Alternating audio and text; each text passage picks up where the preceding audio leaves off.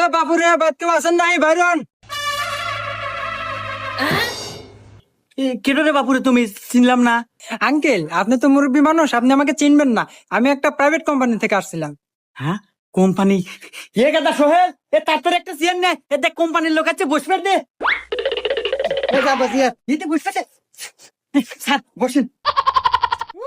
এ গাদা, এই তো দেহে মনে হইতেছে বাপ সবচেয়ে সরকারি অনেক বড় অফিসার। শোন, আমাকে মনে হয় কোন অনুদান দিয়ে বেড়াচ্ছে, কথাবার্তা এইভাবেই অনেক হাপা এবারে কথা কই। আচ্ছা আচ্ছা। আচ্ছা আঙ্কেল, আপনার বাসায় ফ্যামিলি মেম্বার কয়জন? স্যার, আমার আমার কিচ্ছু নাই স্যার।